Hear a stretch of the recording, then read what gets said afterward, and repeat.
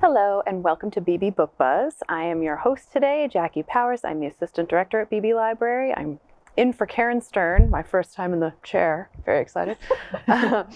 And I am here with my colleagues Casey Twico from the Youth Room and Beth Radcliffe from the Reference Desk. And I think we decided we're going to start with Casey today, right? Yes. All right. Tell us what you've bought. So for the the first time, I've actually brought a book from the children's department. It's a book that I would say kind of toes the line between like older children's fiction and like younger YA. And it's called The Screaming Staircase, this by Jonathan Stroud. The series is called Lockwood and Co., which if you are a Netflix person, you've probably seen floating around because there is a relatively new Netflix series that covers, it's a 5-book series. They're all out, and the Netflix series covers the first 2 books. And even though it is technically like what we would consider middle grade, so kind of that middle school aged book, I read it as an adult. One of my roommates read it as an adult. Our other roommate has not read the books, but watched the series and really, really enjoyed it. And in the books, they're a little younger. They're like young teens, but in the series, they aged them up to like 16, 17, around like so late teens. But basically, the idea is it is an alternate universe London in which ghosts are real and they are out to kill you. They do not like you. They will come after you, and you will be very, very dead.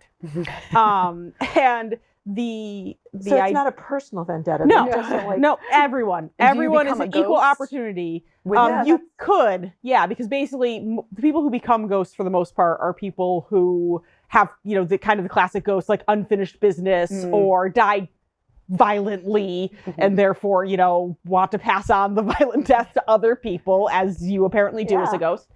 And the way that the world works is that when you are younger and mostly kind of in that tween teen age, you can see the ghosts the best. So once you're an adult, you can kind of get a sense that there might be one present, but you can't actually see them. So you can't really fight them, or because they figured out ways in which to, iron and salt and all these things, that a lot of things you'll recognize from if you've read other ghost books and stuff, and supernatural books often chase those kind of things away. So it falls on like kids and preteens and teens to fight the ghost problem. And for the most part, there are a couple really big agencies that hire, like they have an adult supervisor for each little small group of kids, and they go out and are hired to clear out ghosts at various places. But Lockwood and Co. is, at the beginning of the book, only 2 people. It is the aforementioned Lockwood, who, even though he's a teenager, somehow owns his own house. You don't really know why at the beginning. This is just how the world works.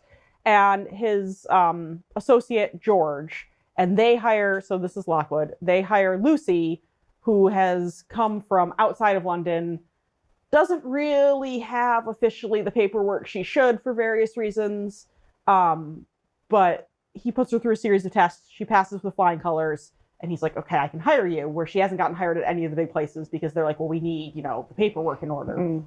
And so the first book does seem fairly kind of episodic in that it's a pretty contained story. The Screaming Staircase is the main adventure that they go on, where they go out into kind of the country to this big old manor house that's super, super, super haunted, tons of ghosts. And the main feature is the Screaming Staircase. And basically they go out there and start to investigate the house. And it is way more than just the Screaming Staircase. The staircase they think is supposed to scream is not, in fact, the staircase that is referenced. And basically it, so it's a very contained adventure, but you do get bits and pieces. George is spending a lot of his time investigating what caused the problem, which is what they do, a problem with a capital P, because it has only been about a generation and a half since it started. And the ghosts. And he feels like from his research that it's getting worse. So he's doing some research in that, and there's hints that there's a bigger story. And so while I enjoyed this one, and even though, and I will say, I am not a horror reader, do not do horror. But the nice thing about it being a middle grade book, which isn't true of all middle grade horror, but the nice thing about it being that is that I could read it, I could handle it. Like, it did not, like, the ghosts are scary, but you're like, okay, I kind of have an impression that these 3 titled main characters are probably going to survive this encounter in some manner. Right. So even though there is definitely suspense, you're like, I think they're safe. I just it's not like Game of Thrones where they're going to kill somebody up. Can they slay the ghost so that they can contain the ghost? And if you find the source, so something from their life that they're tied to, you can basically kill the ghost by covering that with like the iron or whatever. And then they have furnaces. Just just for my chuck it in the giant furnaces underneath That's like, let's talk logistics. In London. Well, I need to, so I need them to be killed. They actually can dehaunt. Yes. Okay. Thank you. It's my peace of mind. And you could also just flat out blow up this like source or whatever. Like they have, like all sorts of things that they use to. And our 3 heroes are not conventional. They get in trouble a lot with like the government because they're not doing things the way they're supposed to be doing things. But in classic, children's fiction, they get the job done. Yeah. But one of the things I like about it, as I said, it's a 5-book series. They're all out. And one of the things that I liked best about it was as they dig into in the later books, the problem and the source of the problem and all the history in it, Jonathan Stroud, he's written a couple series. I read them all. He not only does a really, really good job with characters. It's told from Lucy's point of view, but it's not a first person, so you get. But he also does an amazing job with like, if you've ever seen the classic example, which I know you guys have, but the classic example of like where you talk about writing, and it's like if there's a gun on the mantle in the first chapter, the gun needs to come back into the story later. The things. So when we rewatched the series, when we watched the series on Netflix, which is almost word for word the first 2 books. Like there are wholesale chunks. So if you're one of those purists, like this is the series for you. Yeah, me too. But the things that he drops in this book and like in the early chapters and stuff, like it comes around. Like there are he does amazing, like clever dialogue that you don't pick. Like, cause I reread the first 2 books when we watched and I was like, oh, knowing what I know about the end of the series, like, there are so many just wicked clever little things in the first books that you're like, oh my God, like he was planting seeds from chapter 1 for like the big reveal in the 5th book. So he does a really there's a lot of really good series out there, but he does such a good job of keeping all the little tying all the threads together. I could never keep all those details, like however he organizes his writing space and does his writing, like it is very impressive. So yeah, it's definitely one of those books that even though his books are written for kids ostensibly, they are really good. Like if you just want a fast good writing, for an adult.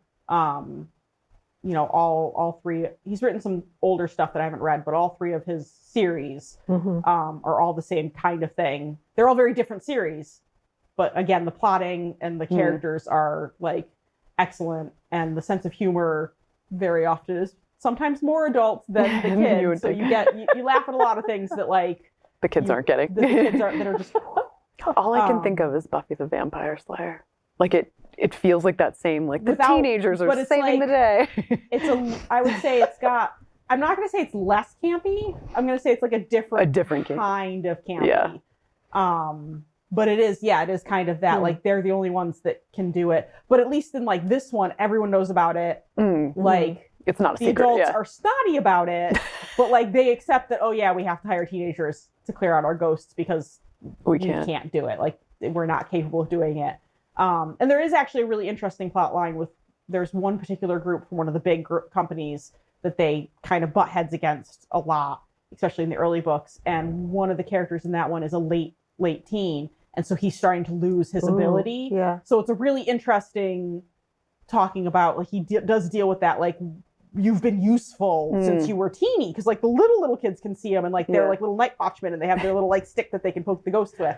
And so and there's, like, he also kind of, He's hitting hits- retirement age. he kind of hits on the problem too of like, you have to rely on the kids, but like, child labor is not really a good thing. Yeah. So like, he doesn't get like super into it, but he does acknowledge that he's like, there's like a weird power imbalance in this world because the adults still technically run everything and own everything, but the kids are the only reason the adults are still alive. And if the adults weren't alive, like if it wasn't for the kids, the adults would base. And the ghosts don't go out during the day, but like still, it's a power dynamic, like a real imbalance. Think about like our winters, like it's dark by 4. Like you can't go out after 4. Like you're stuck inside from like unless you've got your kids. And your house might not even be safe because it might be haunted. Sounds stressful. Yeah. And I mean London's no different than us. They also get dark really. It's not like we're up in the Arctic where it's light all day for 24 hours. So yeah, it's a really good series. It's really fun. The characters are great. And I reread the first 2 books recently, and the rest of them are on my list to reread. Because now I'm really curious to see, knowing the end, to see how it all shakes out through the series. So cool. Yeah. So yeah, The Screaming Staircase by Jonathan Stroud, first book in Lockwood and Co. Because they're British, so it's not Lockwood and Company. It is specifically Lockwood and Co. So noted. Well, are you going to take us somewhere completely different, I suspect? My book is not like that at all. It has a beautiful cover. I'm sorry? It has a beautiful cover. The flowers compared to a staircase. Yep. This is Moonrise Over New Jessup by Jamila Minkins. It's her debut novel. And it takes place not in London, but in Alabama, rural Alabama, 1957. Alice Young flees her childhood home to escape an abusive white landlord. And she gets on a bus to go north to go to her only living relative, her sister, who's in Chicago. But she gets off the bus, a few stops later to stretch her legs, and finds out that the town she's in is an all-black town, and she stays. Because there's no white-only signs, no having to cross to the other side of the street to avoid white people. It's a haven against the racial tension that there is everywhere else, and a safe space for Alice Young, an African-American woman. So in New Jessup, she falls in love with Raymond and joins his family, who, like Alice, want to keep New Jessup all black. In other words, separate but equal, anti-integration. So this is during the civil rights, but they don't want integration. So this clashes with all the anti-integration, the integrationists who live outside of New Jessup. There's another clash in that the young people of the town, Raymond for one, they want the town to be, they want their own city council so that they can control their own finances, so that the whites in the neighboring town don't control their finances, don't control their lives. But that goes against the elders who don't want anybody to roil up the waters. Right. Don't look over here. Like we're right. Because then because then the neighboring whites might come in and create havoc. Right. And more. There's another conflict that's going on, and that's within Alice Young herself. So this is 1957. She's a wife and a mother, and those put constraints on her.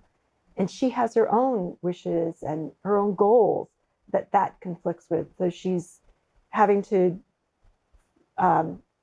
get those conflicts from the town in general, but then on her own internally and with her husband.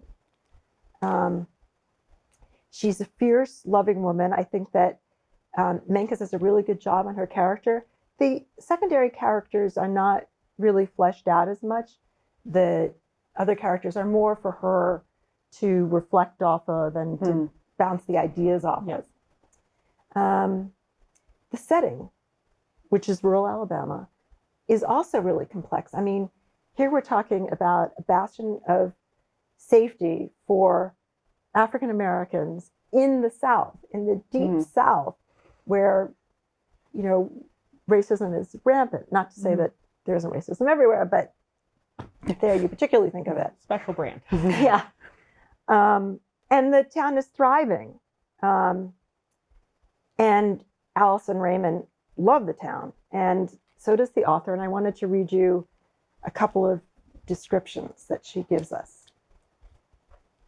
Beyond the cornfields, for further than the eye could see, an array of hydrangeas and azaleas and roses and peonies and camellias and crepe myrtle and jacaranda and forsythia and hibiscus and bushes and trees and vines of flowers I didn't recognize, exploding on the land until God just ran out of color. Mm-hmm. And then there's one more.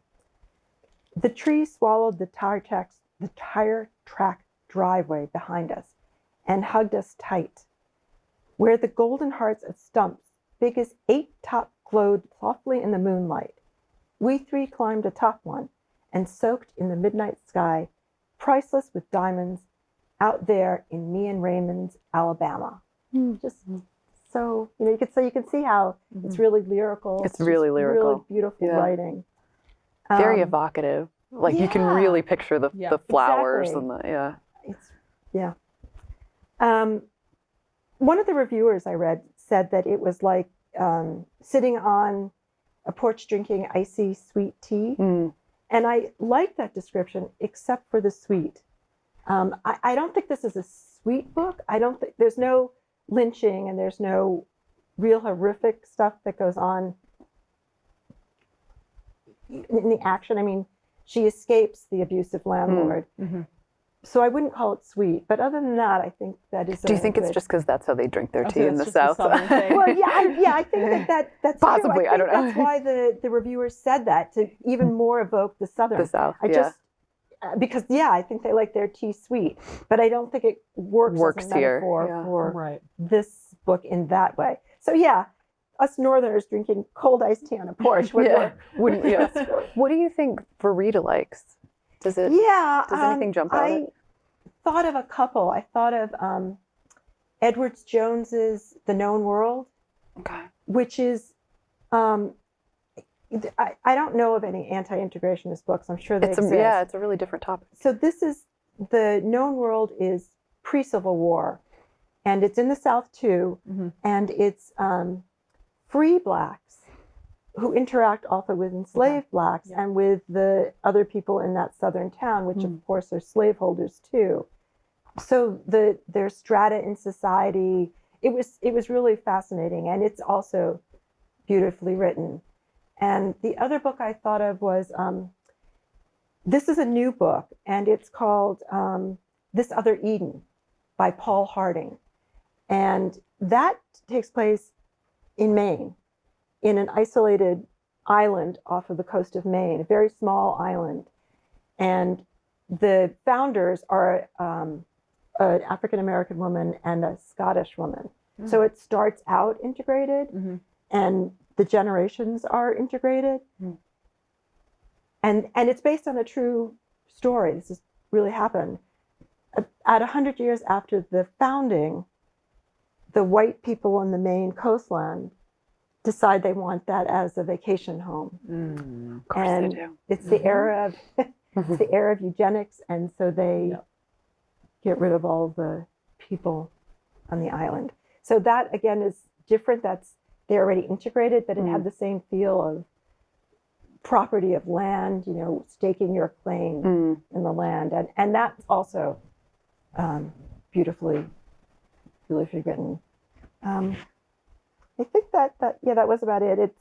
It's really a celebration of Black culture that takes in opposing viewpoints. I think it's really an ideas book, though some stuff happens, and that makes it a great book for book groups. So I'm going to suggest it to Karen for Books by the Lake, because it's just rich. Is New Jessup like a real?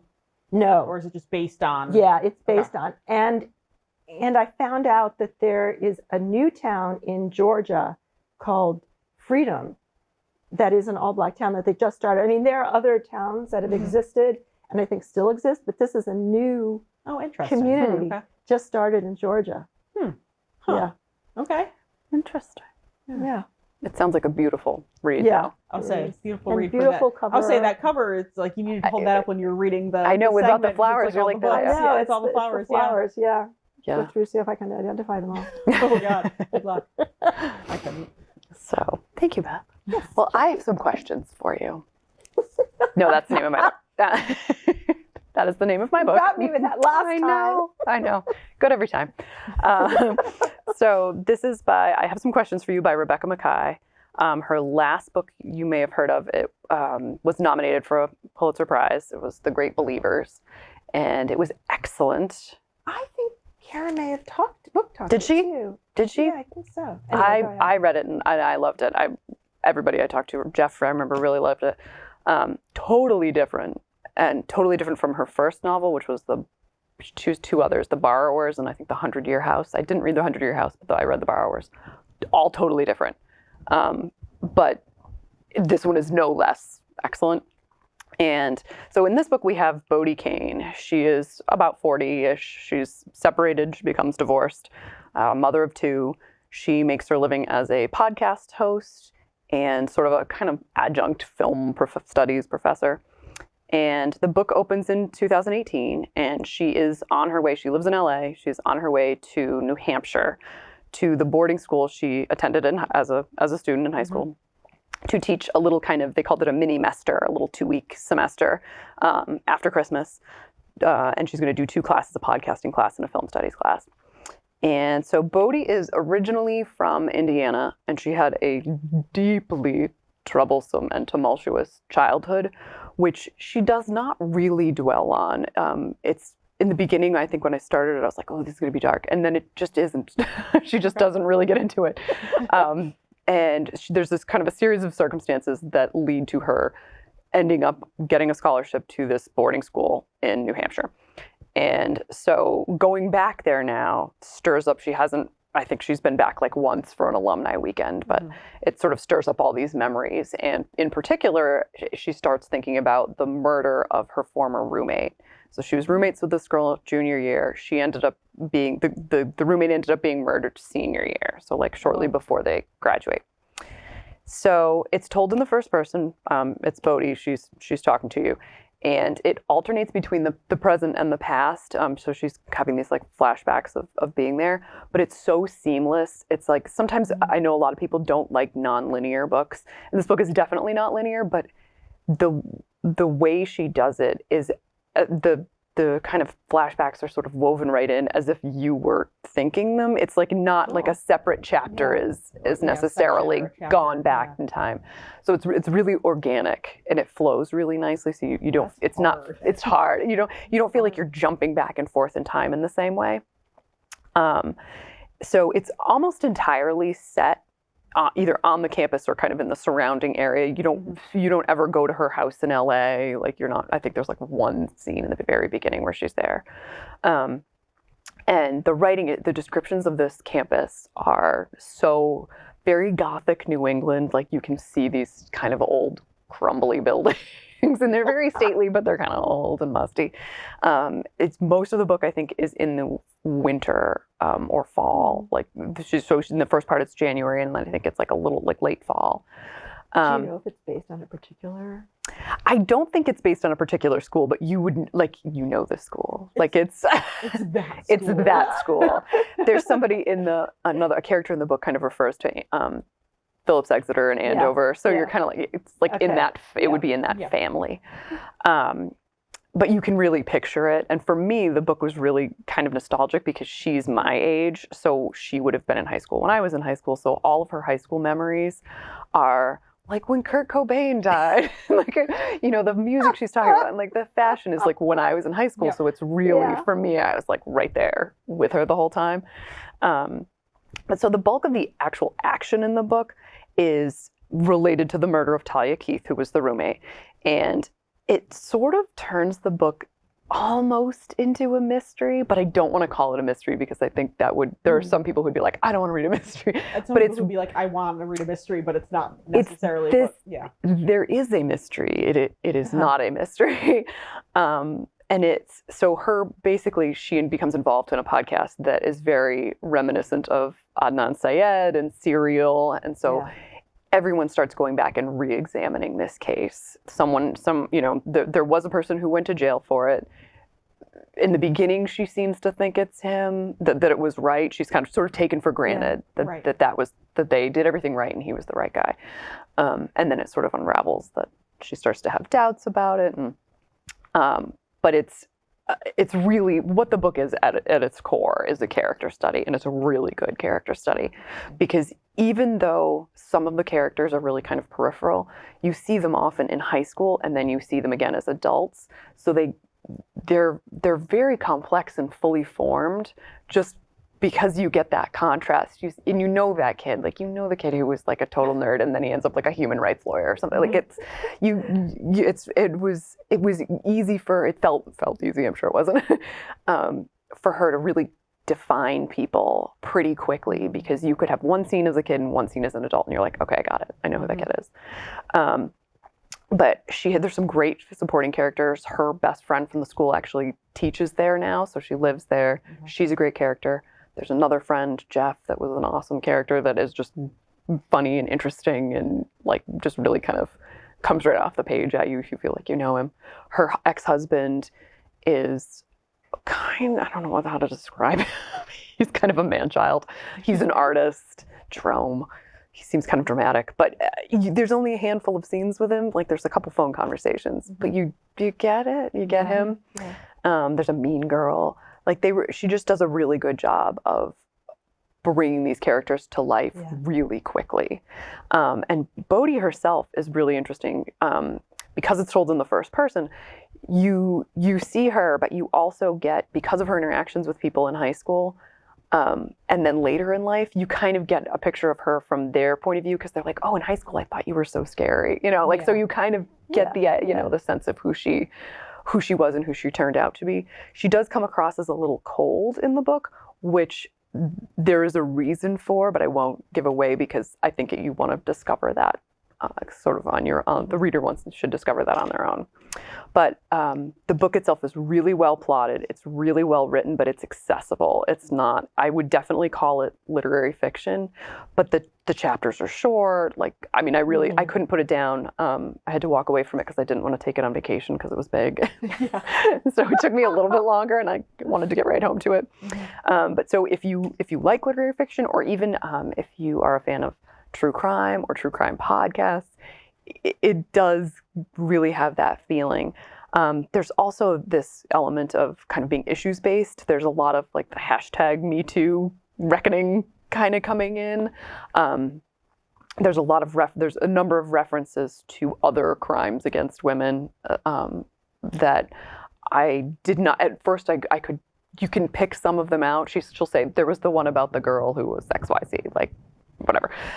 And some of them you're like, oh yeah, I know which one she's talking about. And I discovered later that they are all real. Everything she read, and there's many references. Wow. All of the ones she references are real crimes. And when you see things in kind of like list form like that, it's very jarring. Yeah. But I would not call it a heavy book though. There's a handful of writers, and I always think of Leanne Moriarty as being one of them, who can really take a topic that is very heavy and not shy away from it, but not weigh you down with it either. They make it very accessible. I think she does a really great job with it. So I highly recommend it. If you liked her other book, I think you would like this one, even though they're very different. Yeah. That one was emotional in a completely different way. That one was really sad. This one is not so much sad, but there'll still be a lot of emotions that I think it would bring up. I'm listening to a book that, in some ways, that it's the true crime podcast that bad things happen to women is similar. It's called, I just had it in it. The Last Wife. Oh, okay, I saw that as a read-alike. Yeah. Oh, okay. Yeah. It's much more explicit. And in fact, I'm listening to it and I am fast forwarding because it's a lot of humiliation for women. I think it was more of a topical, like, Yeah. you know, Yeah. Read alike right? Not versus, like- necessarily a stylistic Yeah. Yeah, one. I think it's well written, but if you don't want to read about the Yeah, humiliation, I wouldn't. I was just Suggest about to it, show but my- if you my can youth do group it. thing by being like, it's the vibe. It's the not vibe, yeah. It's the, I was Yeah. like, ooh, that's hanging out yeah. with the kids. Yeah. So that was I Have Some Questions for You by Rebecca Mackay. And I think that does it for us, Yeah. right? That was a good variety. We really ran Yeah. the gamut there. Like racism, like crimes against women, horror. It's everywhere. Yeah. So, Everything. But all female main characters. yes. Oh, yeah. True, So right. we True. did hit the Yeah. one thing in The common. one thing in common. So, thank you for joining us. We will be back next month, I believe. Karen probably back in this chair, although Yep. I kind of like sitting in it. Jackie's like, it's mine now. All right. We'll see you next time. Thank you. Thank you.